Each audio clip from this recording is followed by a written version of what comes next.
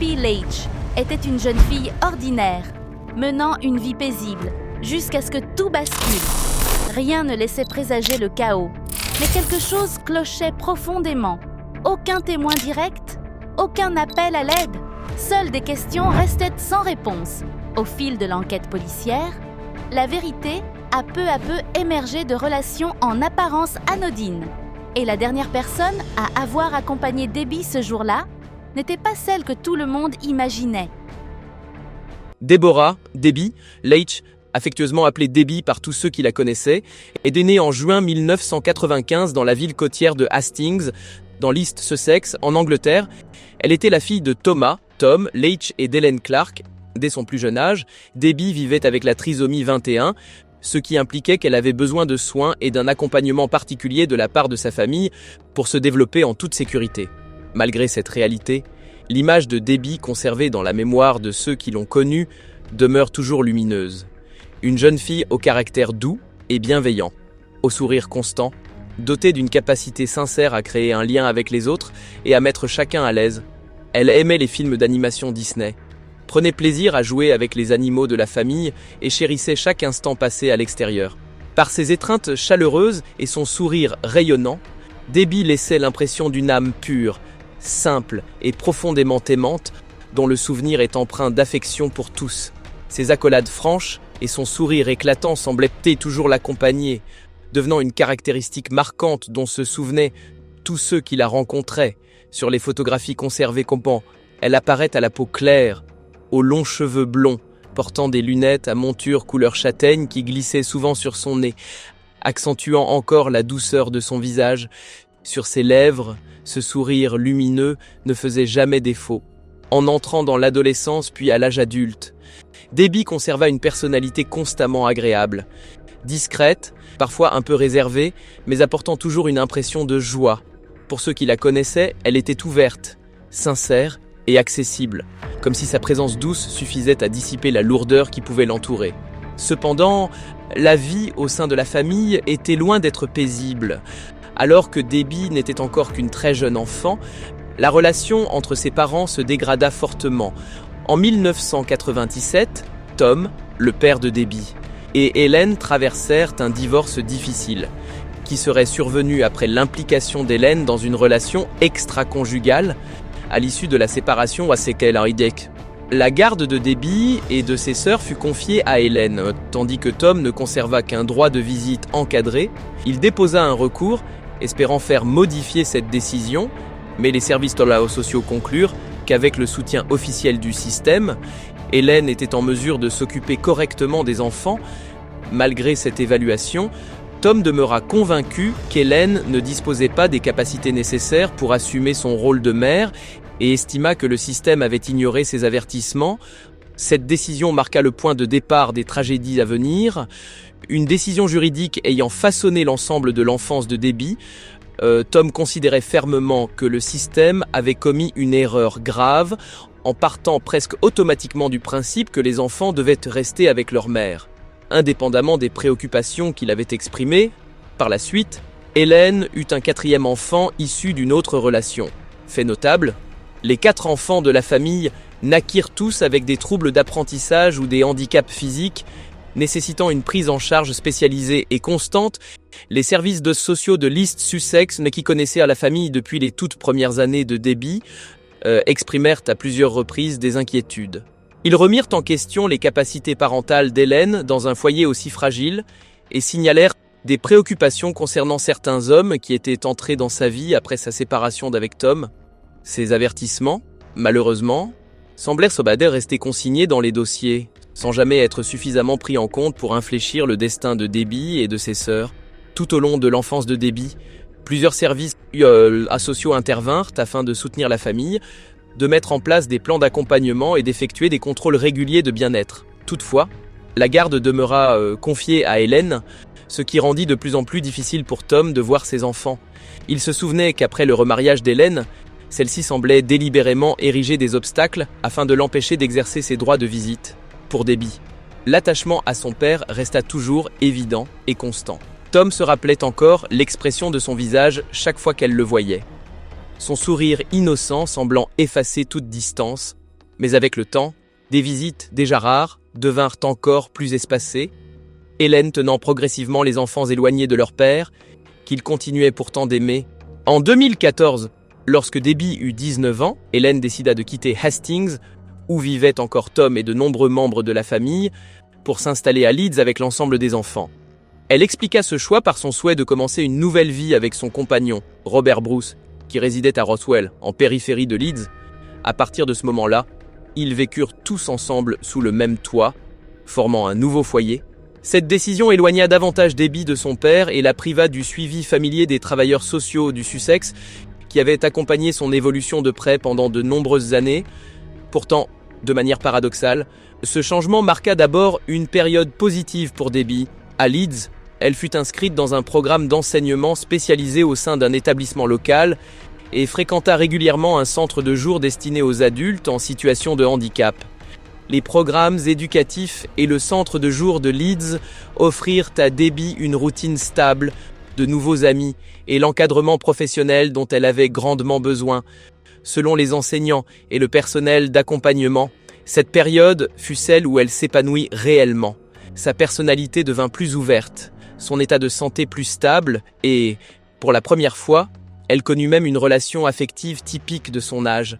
Cela permit à Debbie de bénéficier d'un certain degré d'autonomie en dehors du domicile, une expérience précieuse pour une jeune adulte vivant avec la trisomie 21. Alors que Debbie faisait des progrès notables, Hélène continuait de percevoir des prestations publiques d'environ 215 livres sterling par semaine, allouées spécifiquement pour la prise en charge de Debbie. Toutefois, des proches affirmèrent donc qu'Hélène était une mère peu investie, davantage préoccupée par ses propres aspirations que par les besoins de ses enfants. Puis, en août 2016, après seulement 2 années passées à Leeds, Hélène décida soudainement de déménager une nouvelle fois la famille. Cette fois, ils s'installèrent à plus de 100 miles au nord-ouest, à Blackpool, une ville côtière connue pour ses attractions mais également pour ses difficultés économiques. La famille emménagea dans une petite maison modeste située au numéro 15 de Garden Terrace, dans le quartier de South Shore à Blackpool. À leur arrivée à Blackpool, presque toutes les routines de soutien qui avaient permis à Debbie de maintenir ses progrès à Leeds disparurent. Les services sociaux locaux ne disposaient pas d'une connaissance claire de l'historique complexe de la famille et durent s'appuyer principalement sur les déclarations d'Hélène ainsi que sur quelques dossiers transmis depuis le Sussex. À partir de 2016, Hélène devint l'aidante à temps plein de Debbie, continuant à percevoir les prestations destinées à garantir que sa fille adulte vulnérable reçoive les soins nécessaires. Cependant, elle n'inscrivit Debbie à aucun programme de jour ni à aucun établissement d'enseignement à Blackpool. Brusquement, Debbie fut coupée du monde extérieur, vivant dans l'isolement et dépendant entièrement de sa mère. Les voisins de Garden Terrace remarquèrent qu'elle sortait de moins en moins, au point que beaucoup ignoraient même qu'une fille adulte vivait dans la petite maison. Derrière les portes closes, les soins dont Debbie avait le plus besoin furent progressivement retirés, laissant s'installer un vide de plus en plus dangereux dans sa vie. La famille maternelle de Debbie, cousins, tantes, oncles, ainsi que son père resté dans le Sussex, demeura constamment très inquiète pour elle. Tous tentèrent à plusieurs reprises de prendre contact, espérant obtenir des nouvelles de l'état de Debbie après qu'elle eût été éloignée de leur entourage. Au début de l'année 2018, des informations préoccupantes commencèrent à circuler. La santé de Debbie se dégradait, elle perdait rapidement du poids et ne souhaitait presque plus quitter sa petite chambre. Lorsque les proches posèrent des questions, Hélène avait toujours des explications toutes prêtes. Debbie a simplement un problème de peau, ou elle est sujette aux éruptions cutanées, ou encore Debbie n'aime pas sortir. Dans un premier temps, ces justifications purent apparaître plausibles. Toutefois, en avril 2018, le premier signe évident de négligence grave apparut.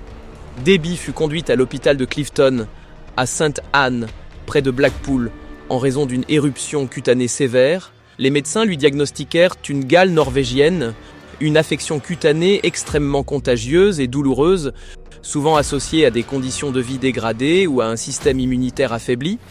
Ce diagnostic aurait dû constituer un signal d'alarme majeur. Pourtant, il ne donna lieu à aucune intervention suivie ni à une prise en charge durable. La gale norvégienne, également appelée gale croûteuse, survient souvent dans des conditions de vie insalubres ou lorsque le système immunitaire est affaibli. Elle provoque l'apparition de croûtes épaisses, prurigineuse et douloureuse sur la peau.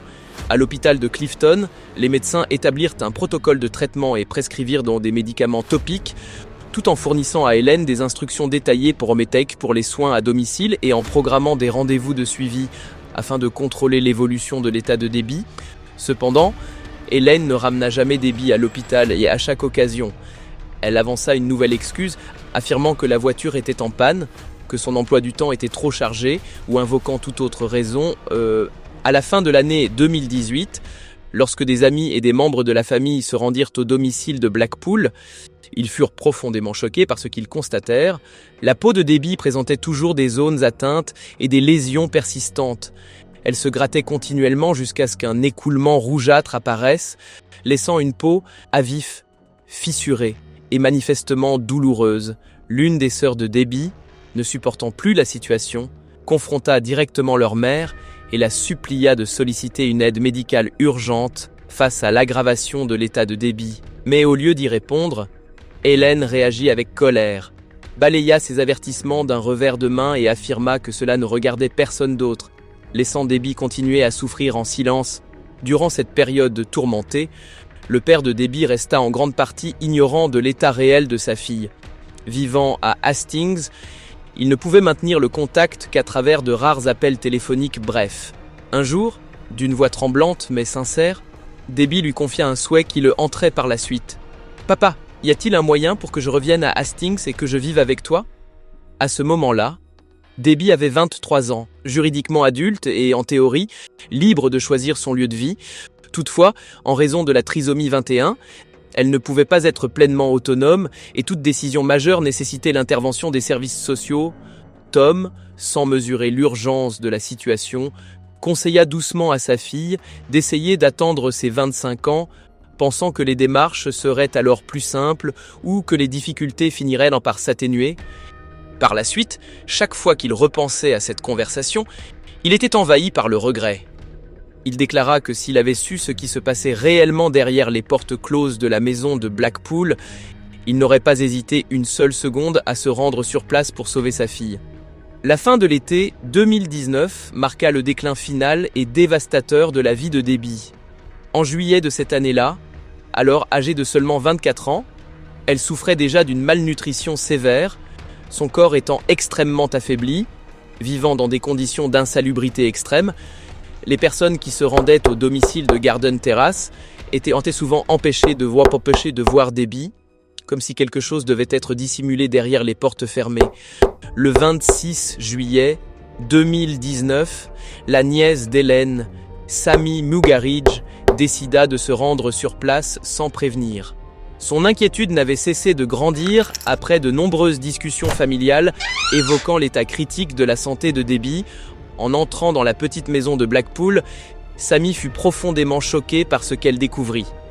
Debbie recroquevillée sur un matelas sale et taché, posée directement sur le sol d'une pièce assombrie, l'air était lourd, suffocant et imprégné d'une odeur nauséabonde. Et la scène donna à Sammy le sentiment d'être face à une tragédie qui ne pouvait plus être ignorée.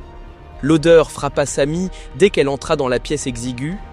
Elle la décrivit plus tard comme une émanation suffocante, lourde, qui emplissait l'air et rendait la respiration difficile.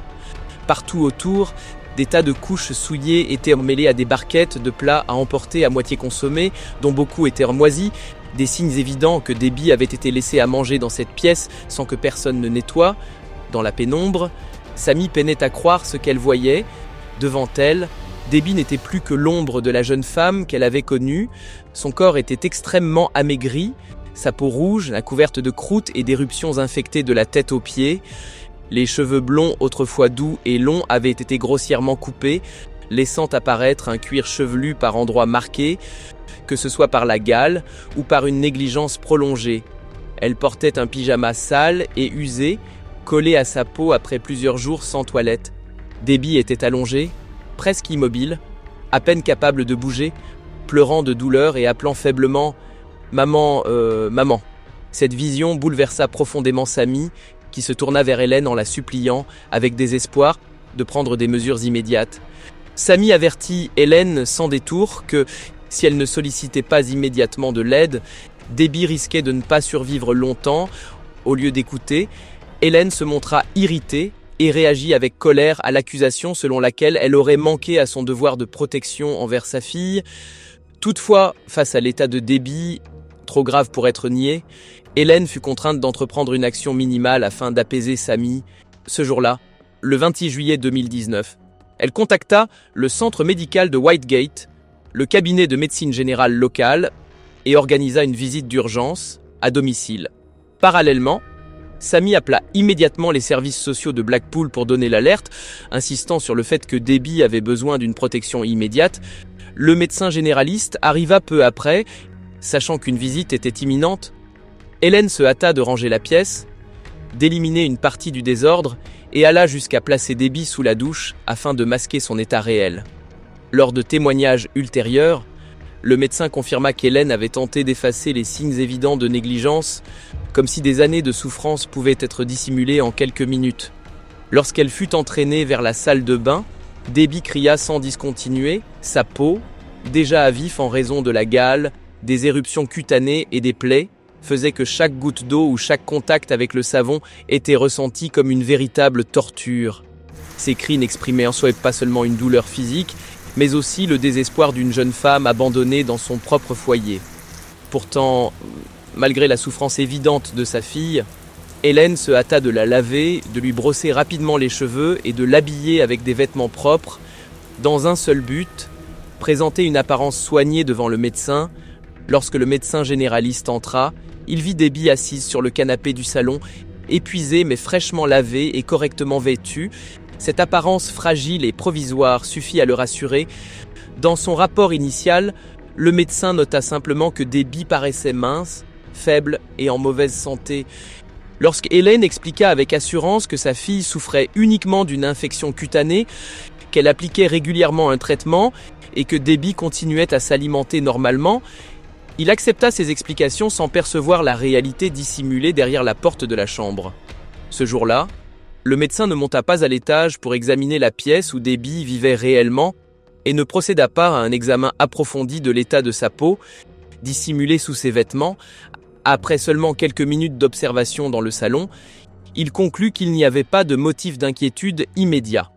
Au lieu de déclencher une alerte urgente, il se contenta de prescrire plusieurs tubes de crème antibiotique et fixa une visite de suivi au 12 août.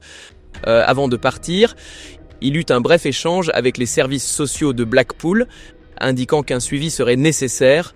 À cet instant précis, une occasion cruciale de sauver Debbie fut manquée. Ce qu'il ne vit pas, la chambre sombre et insalubre, et le corps ravagé par une gale sévère, constituaient pourtant les signes les plus évidents de négligence, qui auraient dû déclencher une alerte immédiate. Le 29 juillet, des travailleurs sociaux tentèrent une visite inopinée au domicile de Garden Terrace. Ils furent toutefois empêchés d'entrer par un membre de la famille et ne purent accéder à l'intérieur. Refusant d'abandonner, ils revinrent le lendemain, déterminés à voir Debbie, mais échouèrent une nouvelle fois. Le 1er août, lorsque la visite officielle fut reprogrammée, Hélène s'était soigneusement préparée pour dissimuler toute trace de la situation réelle. Elle fit descendre Debbie, la lava, l'habilla avec soin et l'installa dans le salon, comme si elle avait bénéficié de soins appropriés. Debbie, alors alarmante de maigreur, parvint néanmoins à rester assise calmement sous le regard des intervenants. L'une des travailleuses sociales nota bien que Debbie paraissait très affaiblie. Mais l'attitude enjouée d'Hélène, combinée à ses explications selon lesquelles sa fille mangeait correctement et descendait souvent au rez-de-chaussée, dissipa les soupçons. Même lorsque les intervenants entrèrent dans la chambre de Debbie, auparavant encombrée et insalubre, celle-ci avait été nettoyée avec tant de soin qu'aucun signe visible de négligence n'apparaissait. Une fois encore, tous les signaux d'alerte avaient été habilement dissimulés. Ce jour-là, les travailleurs sociaux se contentèrent de noter que Debbie paraissait faible et insuffisamment nourrie. Toutefois, comme le médecin généraliste s'était rendu récemment au domicile et avait programmé une visite de suivi, ils estimèrent qu'il n'existait pas de risque immédiat nécessitant une intervention urgente. Une fois de plus, Hélène était parvenue à dissimuler la négligence prolongée dont sa fille était victime. Une nouvelle visite fut programmée pour le 2 septembre. Dans l'intervalle, l'état de Debbie se dégrada rapidement. Tout au long du mois d'août 2019, en l'absence de contrôle effectif des autorités, Hélène reprit ses habitudes, laissait sa fille isolée dans une pièce sombre, privée des soins indispensables à sa survie. Les voisins de cette rue habituellement calme commencèrent à remarquer des signes troublants. Plusieurs nuits, des bruits inhabituels provenaient de la maison. Un voisin, en particulier, déclara être resté profondément marqué par ce qu'il avait entendu. Aux premières heures du matin, durant la dernière semaine d'août, il percevait la voix d'une jeune femme pleurant de manière désespérée, répétant inlassablement 2 mots « Maman, maman », un appel résonnant dans l'obscurité. Resté sans réponse, il est établi que, durant ces derniers jours tragiques, Debbie était laissée sur un vieux lit, trop affaibli pour se lever, le corps couvert d'infections et de lésions, son état se détériorant progressivement jusqu'à ce qu'elle succombe à l'épuisement lié à la faim et à la soif. Plutôt que de reconnaître la gravité évidente de la situation, Hélène affirma par la suite qu'elle n'avait pas réalisé à quel point l'état de sa fille s'était aggravé. Toutefois, des déclarations ultérieures révélèrent une réalité différente. Tandis que Debbie agonisait à l'étage, Hélène passait ses journées à se consacrer à des plaisirs personnels, absorbée par des achats en ligne de chaussures et de sacs à main, les prestations publiques destinées exclusivement à assurer la protection et la prise en charge d'une adulte vulnérable comme Debbie furent ainsi détournées à des fins personnelles. Dans ce contraste cruel, la vie de Debbie s'est éteinte non pas à cause d'une maladie incurable, mais en raison de la négligence et de l'égoïsme de la personne qui aurait dû la protéger et l'aimer davantage que quiconque. Avant l'arrivée de ces derniers jours d'une dureté extrême, il est essentiel de se souvenir que Debbie n'était pas simplement un nom inscrit dans un dossier, c'était une jeune femme atteinte de trisomie 21, au sourire lumineux, qui trouvait de la joie dans les films Disney, les animaux de compagnie et les étreintes sincères offertes à ceux qu'elle aimait. Derrière sa timidité, Debbie était une âme douce, en quête d'amour et de protection. Pourtant, au lieu de bénéficier d'un foyer sûr, elle s'est heurtée à l'indifférence du système et à l'irresponsabilité de sa mère. Les appels à l'aide n'ont pas été entendus, les occasions d'intervenir se sont perdues, laissant s'installer une faille inquiétante dans la protection des personnes vulnérables, les personnes atteintes de trisomie 21, les personnes en situation de handicap, comme les enfants, tous ceux qui ne peuvent pas toujours s'exprimer pleinement, ont besoin d'être protégés. Ils méritent tous des soins, une protection et le respect de leur dignité. Il s'agit d'une responsabilité collective afin que personne ne soit laissé de côté. Le soir du 29 août 2019, la vie de Debbie prit fin dans des circonstances tragiques. À 22h40, un appel affolé fut passé au service d'urgence. Hélène indiqua à l'opérateur que sa fille ne respirait plus et semblait avoir été victime d'un arrêt cardiaque. Des ambulanciers du Northwest Ambulance Service furent immédiatement dépêchés au petit domicile situé à Garden Terrace. En entrant dans la chambre, les secouristes découvrirent Debbie étendue au sol, immobile, le corps dans une position anormale. Dès le premier regard, ils comprirent que la jeune femme était décédée depuis un certain temps. Les éléments médicaux révélèrent par la suite que Debbie aurait pu être décédée depuis environ 1 jour et demi. Cela signifiait qu'Hélène, la mère qui aurait dû la protéger, avait vécu pendant de nombreuses heures dans la maison aux côtés du corps de sa fille, avant de se résoudre à appeler les secours. Les ambulanciers furent profondément choqués par la scène qui s'offrait à eux. L'état de Debbie et celui du logement les laissèrent presque sans voix. À première vue, ils eurent même des difficultés à la reconnaître comme une jeune femme, tant ses traits avaient été altérés par des mois de négligence. Son visage présentait des plaques épaisses et croûteuses, sa peau étant durcie par une gale non traitée, au point d'effacer son apparence naturelle. Ses cheveux, autrefois blonds, étaient devenus clairsemés, se cassant par grandes mèches, accentuant encore le caractère éprouvant de la scène. L'air de la pièce était lourd, imprégné d'humidité, mêlé à une odeur persistante de décomposition et d'insalubrité, contraignant les secouristes à contenir leur stupeur. Ce à quoi ils furent confrontés ne relevait plus d'une simple chambre, mais constituait une preuve manifeste de la négligence prolongée et de l'indifférence grave dont Debbie avait été victime. L'état physique de Debbie au moment où elle fut découverte était presque impossible à concevoir. Elle ne pesait plus que 52 livres, soit à peine un tiers du poids moyen d'une femme adulte de son âge. La comparaison était d'autant plus saisissante que des membres de la famille rappelèrent que Quelques années auparavant, durant sa période à Leeds, Debbie pesait environ 141 livres. Le secouriste John Wilkinson, en s'approchant d'elle, fut profondément bouleversé. Il se souvint plus tard du moment glaçant où il remarqua la présence d'insectes sur son corps lorsqu'ils tentèrent de la déplacer. Ce qu'il avait devant lui n'était pas seulement une jeune femme décédée, mais la preuve manifeste qu'elle avait été laissée sans soin pendant de nombreux jours. La pièce était redevenue dans un état d'insalubrité extrême, comparable à celui déjà observé par sa nièce Sammy, mais dans des conditions encore plus dégradées. Les enquêteurs criminels décrivirent par la suite des assiettes de nourriture en décomposition éparpillées sur le sol, mêlées à des piles de vêtements et de literie souillée entassées autour du matelas. Chaque élément de cette pièce révélait l'indifférence brutale à laquelle Debbie avait été confrontée durant ces derniers jours. Un policier présent sur les lieux déclara que son apparence évoquait celle d'un corps extrêmement émacié. Ses côtes, ses articulations et ses os étaient nettement visibles sous une peau très fine. Plus de 30% de son corps, du cuir chevelu et du haut du torse jusqu'aux pieds, était couvert de lésions douloureuses. D'un épaississement de la peau et de croûte résultant d'infections prolongées, elle ne portait qu'un vieux pyjama sale, froissé, resté collé à son corps après des semaines sans avoir été changé ni lavé. La scène laissa tous ceux qui en furent témoins sans voix. Debbie fut retrouvée dans un état d'épuisement extrême. Elle portait un pull fin et un pantalon extrêmement sale. Lorsque les secouristes tentèrent de découper les vêtements afin d'entamer des gestes de réanimation, des fragments de peau se détachèrent, ceux-ci étant restés collés au tissu pendant une période prolongée. En dessous, ils constatèrent qu'elle portait une protection pour adultes fortement souillée, un élément indiquant clairement une absence de soins appropriés sur une longue durée. La situation apparut encore plus préoccupante lorsque des acariens vivants furent observés sur son dos, ainsi que sur les draps en décomposition du lit. Son visage, en particulier autour des yeux et du cuir chevelu, présentait d'épaisses couches cutanées croûteuses, accompagnées d'écoulements rougeâtres. La plante de ses pieds était enflée, inflammée et recouverte de croûtes durcies. Des experts médicaux confirmèrent qu'il s'agissait d'un cas avancé de gale norvégienne non traitée, évoluant depuis plusieurs mois. À ce stade, il était évident qu'aucune intervention ne pouvait plus sauver Debbie.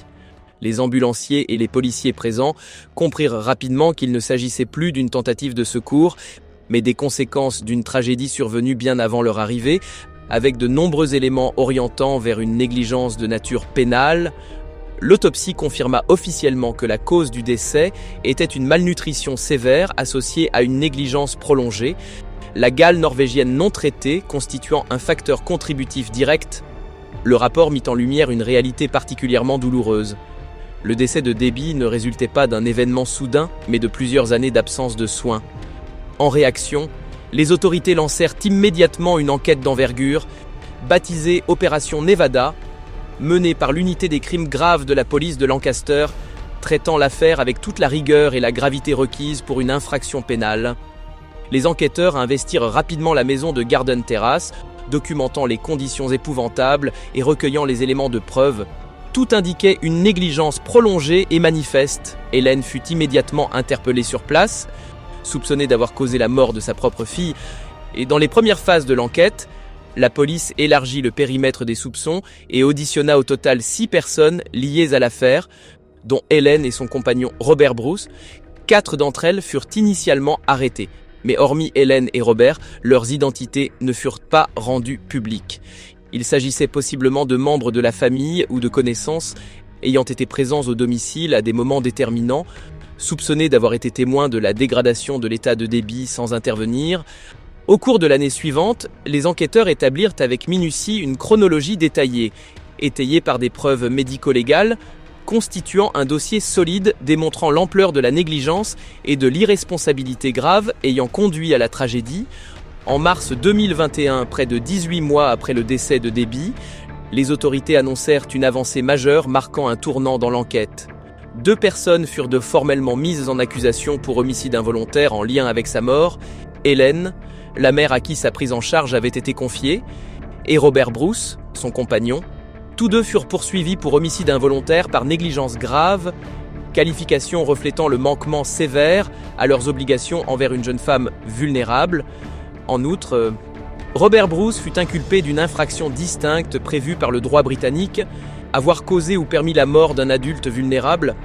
Cette accusation soulignait son rôle et son devoir de protection durant la période où l'état de santé de Debbie se détériorait rapidement, puisqu'il vivait sous le même toit et n'avait pas agi pour la protéger. En juillet 2021, lors d'une audience préliminaire, Hélène continua de plaider non coupable de l'accusation d'homicide involontaire. Son procès fut fixé au début de l'année 2022 devant la Crown Court de Preston. Robert Bruce, le compagnon d'Hélène, nia également l'ensemble des charges retenues contre lui.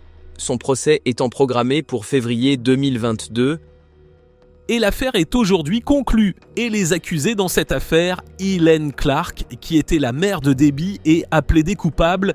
Et lors d'une audience plus tôt aujourd'hui, Madame Clark, juste avant que la juge ne prononce sa décision, s'est vue infliger une peine de 9 ans et 7 mois d'emprisonnement pour homicide involontaire par négligence grave concernant Debbie, affaire difficile, conditions horribles et état effroyable dans lequel Debbie a été laissée en raison d'une émaciation extrême sous un manque de soins aussi terrible, une absence de soins et d'amour qu'elle lui a infligé.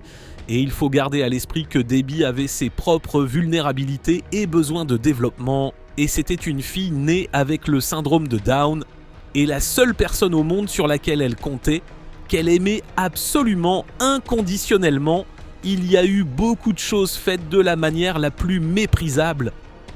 Et je rends donc hommage à tous les policiers impliqués dans cette affaire, et beaucoup ont été félicités aujourd'hui par le juge de la Haute Cour, ainsi que leurs collègues du service ambulancier et le CPS, sous la direction du procureur chargé de l'affaire, pour le soin apporté au dossier de cette affaire. Merci. Cependant, un tournant inattendu survint quelques mois plus tard. En décembre 2021, Hélène changea de position et reconnut formellement sa culpabilité. Elle admit que sa négligence prolongée avait directement entraîné la mort de Debbie. Dans le même temps, Robert Bruce ne fut finalement jamais jugé. Lors de cette même audience de fin d'année, le Crown Prosecution Service décida d'abandonner l'ensemble des poursuites à son encontre. Aucune explication détaillée ne fut rendue publique, mais il fut largement admis que les procureurs ne disposaient pas d'éléments de preuve suffisants pour obtenir une condamnation à son égard. Le 24 février 2022, Hélène compara officiellement devant la Preston Crown Court pour l'audience de détermination de la peine. À l'audience que les détails particulièrement éprouvants de la souffrance endurée par Debbie furent exposés devant la juge Amanda Yip. Son père, Tom, assis dans le public après avoir fait le déplacement depuis Hastings, écouta en silence à plusieurs reprises. Il ne put retenir ses larmes tandis que la juge retraçait les circonstances tragiques de la vie et de la mort de sa fille. À l'opposé de la détresse exprimée par le père, Hélène demeura presque impassible. Même lorsqu'elle eut la possibilité de s'exprimer, elle ne formula aucune excuse sincère et conserva une attitude froide. Finalement, le 24 février 2022, à la Preston Crown Court, Hélène Clark fut condamnée à une peine de 9 ans et 7 mois d'emprisonnement pour homicide involontaire par négligence grave, sanctionnant la gravité de la négligence infligée à sa propre fille. Cette peine fut présentée comme un avertissement, mais pour la famille, elle ne pouvait en aucun cas compenser la perte irréparable subie. Conformément au droit britannique, Hélène devra purger au minimum les 2/3 de sa peine avant de pouvoir prétendre à une libération conditionnelle. En tenant compte du temps déjà passé en détention provisoire, elle pourrait être éligible à une libération aux alentours de l'année 2028. Cette perspective suscita une vive indignation au sein de la famille de Debbie et auprès d'une partie du public, qui estimèrent que la sanction était largement insuffisante au regard des mois de souffrance endurée et de la mort tragique de Debbie. Le père de Debbie, Tom, exprima publiquement sa profonde déception, s'interrogeant avec amertume sur la valeur accordée à la vie d'une jeune femme vulnérable, autrefois pleine de sourires et d'élan vital. À ses yeux, cette condamnation ne représentait pas une justice véritable, mais rappelait douloureusement que le système avait, une fois encore, failli à protéger les plus vulnérables. Vous savez, pourquoi est-elle morte? Pourquoi? Comment était-elle? C'était une petite mouche dans l'unité de Dune. Alors, vous savez, elle est encore debout, assise devant le miroir, se brossant les cheveux.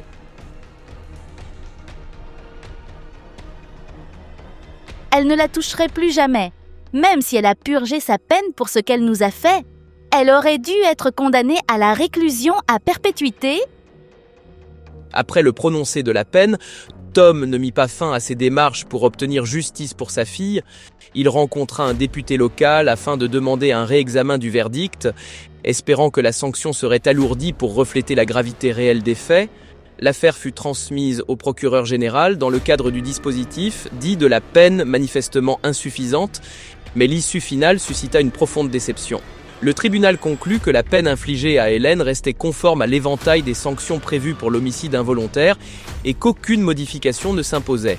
Hélène fut ensuite transférée dans un établissement pénitentiaire pour femmes, vraisemblablement une prison relevant du service pénitentiaire royal ou un centre correctionnel féminin situé dans le nord-ouest de l'Angleterre.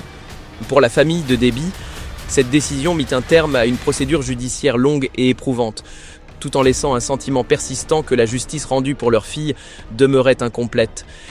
L'affaire est également devenue le déclencheur d'un examen indépendant des dispositifs de protection des adultes mené par le Blackpool Safeguarding Adults Board afin d'analyser les défaillances et de prévenir qu'une tragédie similaire ne se reproduise.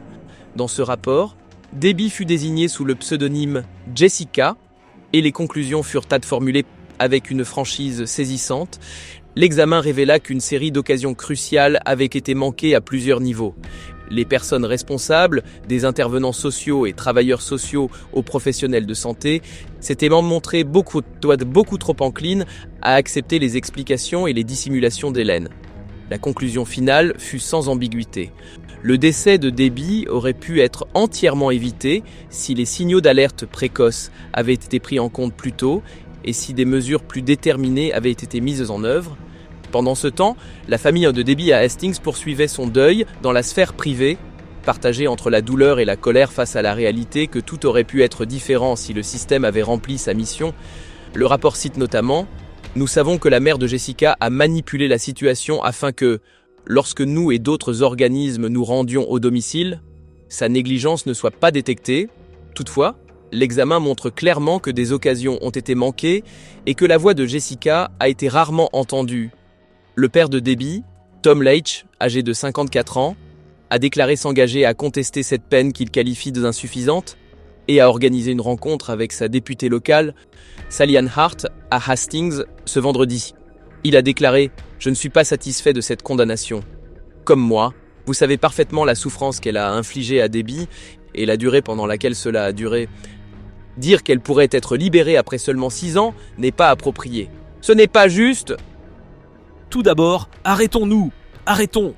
Merci, Monsieur le Président. Le procureur général sera conscient d'une affaire au rang douce concernant l'une de mes administrées, Debbie Leitch, qui est décédée des mains de sa mère, Hélène Clark, laquelle a depuis été condamnée à 9 ans et 7 mois de prison pour ses actions épouvantables.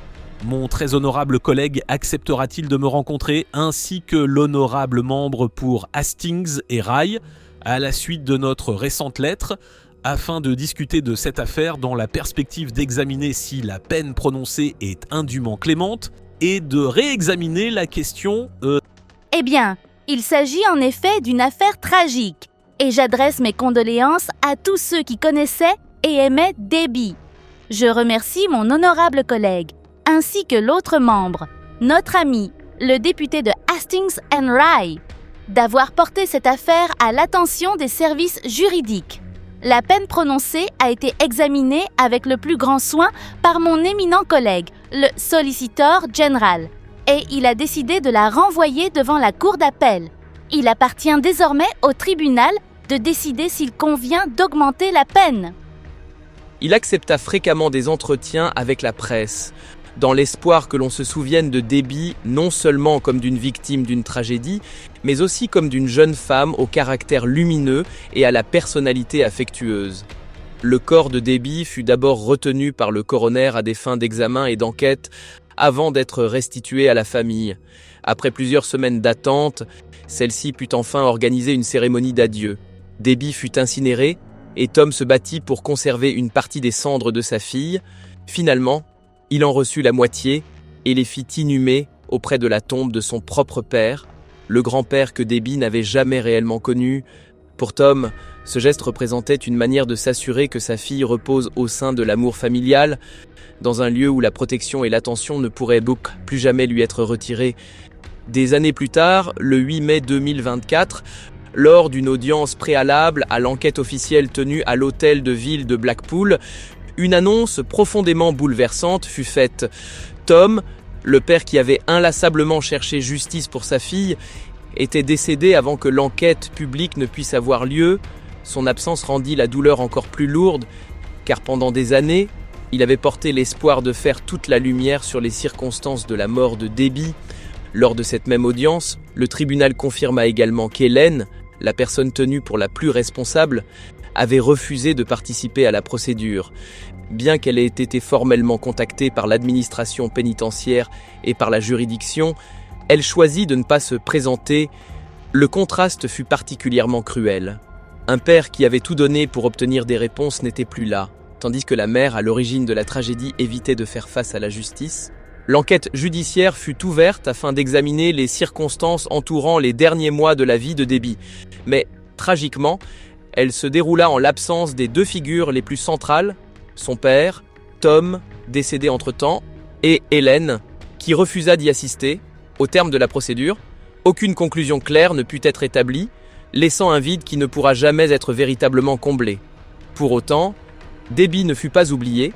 Afin de marquer le premier anniversaire de sa disparition, en août 2020, des soutiens organisèrent sur les réseaux sociaux une veillée virtuelle intitulée Wave of Light. Ils invitèrent chacun à allumer une bougie chez soi au même moment et à partager les images en hommage. En peu de temps, des dizaines de photos de bougies illuminèrent Alice Book, accompagnées de messages empreints d'émotion pour Debbie, repose en paix. Cette flamme, bien que modeste, devint un symbole d'unité et la promesse que son nom ne disparaîtrait jamais. L'histoire de Debbie n'est pas seulement celle d'une jeune femme atteinte de trisomie 21 privée, de la possibilité de vivre pleinement, mais aussi un avertissement puissant adressé à l'ensemble de la société. Dans les récits de type documentaire criminel, cette tragédie est rappelée comme la preuve d'une indifférence aux conséquences mortelles, des appels à l'aide ignorés, des autorités lentes à réagir, et une mère ayant failli à son devoir le plus fondamental. L'ensemble de ces défaillances a transformé une âme douce, au sourire lumineux, en victime d'une irresponsabilité grave. Ce drame rappelle que les personnes vulnérables, les enfants, les personnes en situation de handicap et celles qui ne sont pas en mesure de se protéger elles-mêmes ont toujours besoin d'une protection renforcée. La société doit agir avec détermination afin que chaque vie fragile soit préservée dans le respect total de sa dignité. Et allumer une bougie pour Debbie constitue également un engagement, celui de ne pas permettre qu'une telle tragédie se reproduise. Merci de nous avoir accompagnés tout au long de ce récit éprouvant. Chaque mention « j'aime », chaque partage et chaque commentaire permettent à l'histoire de ces jeunes victimes d'atteindre un public plus large afin que, collectivement, nous puissions mieux protéger les enfants. N'oubliez pas de vous abonner à la chaîne et d'activer les notifications afin de ne pas manquer les histoires des clous qui doivent être racontées. À très bientôt dans une prochaine vidéo où une autre vérité attend encore d'être mise en lumière. En pexant au sang, disons.